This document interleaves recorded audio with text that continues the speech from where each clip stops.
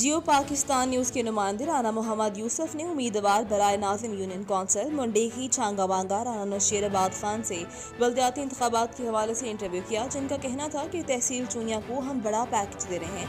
बड़ा भाई राना मिरान नवाद खान तहसील चूनिया से बतौर नाजिम का इलेक्शन लड़ेंगे। उन्होंने मजीद कहा कि राना नौशेराबाद खान से सुनते हैं।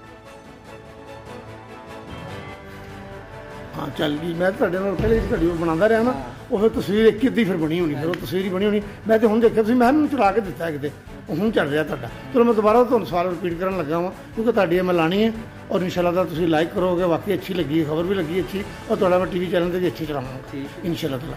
ਰਾਣਾ ਸਾਹਿਬ ਮੈਂ ਪਹਿਲਾ ਸਵਾਲ ਹੈ ਤੁਹਾਡੇ ਨਾਲ, ਜਿਸ ਤਰ੍ਹਾਂ ਮੈਂ ਤੁਹਾਨੂੰ ਪਹਿਲੇ ਪੁੱਛਿਆ कि भी तुसी उन्हां दी कमी नूं किस तरह दूर करोगे। राणा साहब का एक बड़ा मेल जोल सी, लोगों नाल बड़ा वास्ता सी। लोग राजपूत बरादरी जो एक राजपूतां दा झुंबर सन चेहरे का मत्थे का, उन्होंने लोग बड़ा लाइक करते सन। तुसी मतलब इस हवाले नाल लोगों नाल मेल जोल उस तरह रखिया है? बिल्कुल बेशक इस तरह ही जी। हालांकि तुहानूं पता है जो फौत होए तो सानूं तो कुछ भी नहीं पता सी, असीं बिल्कुल लाहौर दे रहण वाले और बिल्कुल उस तरह ही सारी जिंदगी सी। अल्लाह दा एहसान है अपने लोगों नाल, अपने डेरे से और अपने पिंड नाल, अपनी काउंसिल नाल, चूनिया नाल खास तौर से एक लगाव है, प्यार है और कोशिश करी थी कि हर गमी खुशी दे विच हर जगह शरीक होइए, अपने लोगों के नाल बहिए, उन्हां दी खुशी दे विच भी शरीक होइए और स्पैशली गम दी जदों उन्हां दे वेला आए तो असीं उन्हां दे नाल बैठे।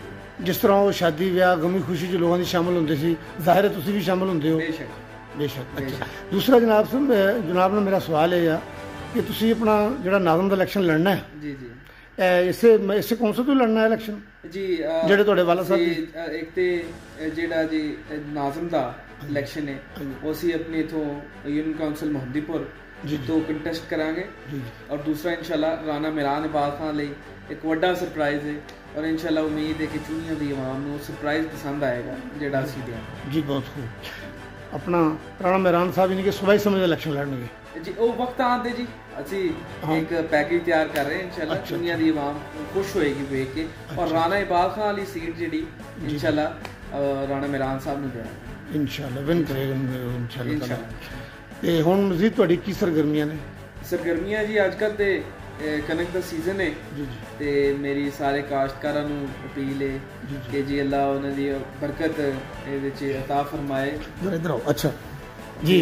उस तो बाद जेड़ा ना जी करोना दा वेला है, मेरी सब तो पहले यही कोशिश है कि जी जेड़ा ना जी करोना दा लोकी अपने घरां दे विच बैन, स्टे सेफ स्टे होम और सारे जनाब अपने घरां दे विच बैठन और वबा तो बचन जिन्ना बच सकते हैं, क्योंकि बहुत ही डेंजरस और बहुत जेड़ा ना जी है वबा आई है और पूरी दुनिया दे विच आई, ना कि पाकिस्तान दे विच। और यही उम्मीद है कि जी सारे लोग ना कि सिर्फ सेहत की वजह तो मुईशत की वजह तो भी जेड़े गरीब तबका है वो साडी आवाम जेड़ा वो चलो सामभ सकन अपने आप नूं। और मेरी कोशिश है कि जिन्ने असी कुछ जोगे करन कुछ है असी जिन्हां को कुछ अल्लाह ने दिता है असी सारे अपनी जिहड़ी गरीब आवाम है जिहड़े इस मुश्किल वक्त दे विच असी सारिआं दा साथ देइए और रमज़ान दा महीना